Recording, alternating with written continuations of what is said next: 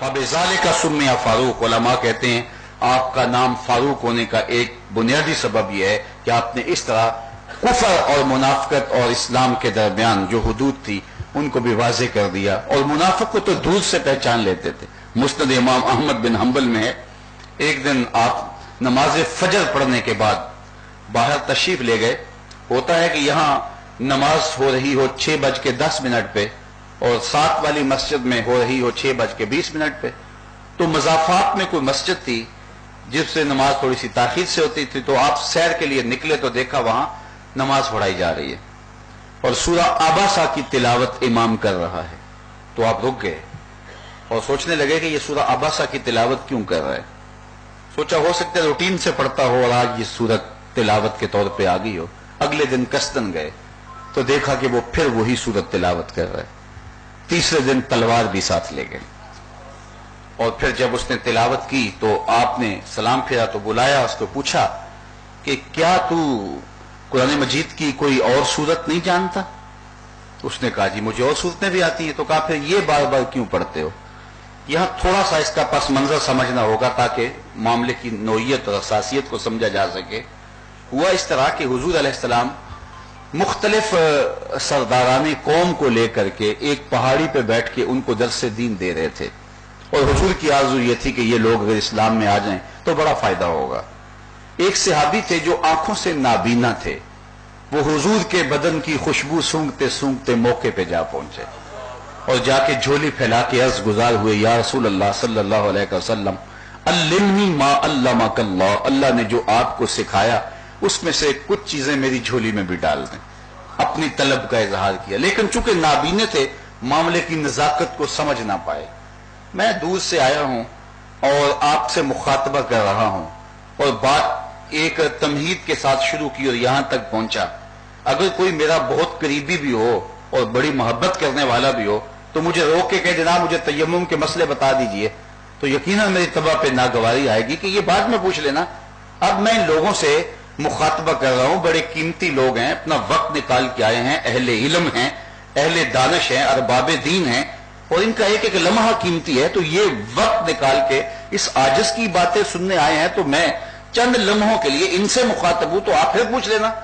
अब सरदाराने कौम हुजूर उनसे बात कर रहे थे, लेकिन वो नाबीना चूंकि मौके की नजाकत को ना बांप सके, उन्होंने अपनी बेचैनी का अपनी तलब का इजहार कर दिया।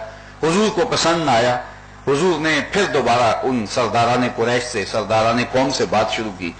तो जब बात फिर नुक्ता कमाल तक पहुंची तो ये बेताब थे, फिर बोल पड़े अल्लिमनी मा अल्लमकल्लाह, हुजूर कुछ खैरात मेरी झोली में भी डाली है।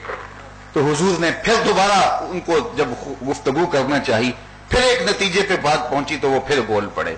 जब तीसरी मरतबा ऐसा हुआ तो फिर हुजूर से गवारा न हुआ। हुजूर के माथे पे शिकने आ गई और हुजूर ने रुख फेर लिया।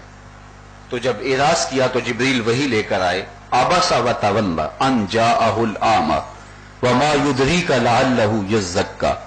महबूब किसी के माथे पे शिकने आई थी, किसी ने रुख फेरा था, इसलिए कि उसके पास आने वाला नाबीना था। महबूब उस नाबीने की बात सुन लेना चाहिए। तो अल्लाह ताला ने जो है वो महबूब अलैहिस्सलाम को इस बात की तवज्जो दिलाई कि ये है नाबीना और ये आदाब मजलिस भी पूरी तरह भांप नहीं सका। और दूसरी जानब सरदाराने कौम है, लेकिन रब की नजर में ये नाबीना प्यारा है, इसलिए कि महबूब ये तेरे से मोहब्बत तो करता है। ये तो नखरे से सुन रहे हैं और ये झोली फैला के इल्म की खैरात मांग रहा है। अब जो मुनाफिक थे वो बड़े खुश होते थे, देखा ना रब तो रब है, उसने झिड़का अपने नबी को। तो वो जो मुनाफिक था वो इस नीयत से बार बार सूरह आबासा की तिलावत करता था कि देखो कि रब ने कुरान में फिर नबी पे सख्ती की है। हालांकि ये झिड़क नहीं है, इस पर बहुत कुछ कहा जा सकता है लेकिन मजमून नहीं। सिर्फ एक बात, आप पहले इल्म बैठे हैं, मुझे आप बताइए कि किसके माथे पे शिकने आई थी? हुजूर के माथे पे आई थी ना। रुख किसने फेरा था? हुजूर ने फेरा था। और नाबीना किसके पास आया था? हुजूर के पास आया था। ये बात हुजूर की थी, रब ने की भी हुजूर से। तो फिर यूं की जाती ना, अबस्ता वतवल्लैता, महबूब आपके पास एक नाबीना आया था, आपने माथे पे शिकने डाल ली, आपने रुख फेर लिया। महबूब आपने ऐसा क्यों किया? जब झिड़का जाता है तो मुखातबा होता है। अब बात भी हुजूर की भी हुजूर से जा रही है لیکن مخاطبے کا صیغہ نہیں، غیب کا صیغہ ہے. عباسا وتولا ان جاءہ الاعمى.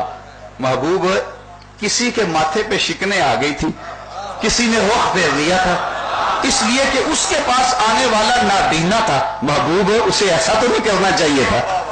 بات حضور کی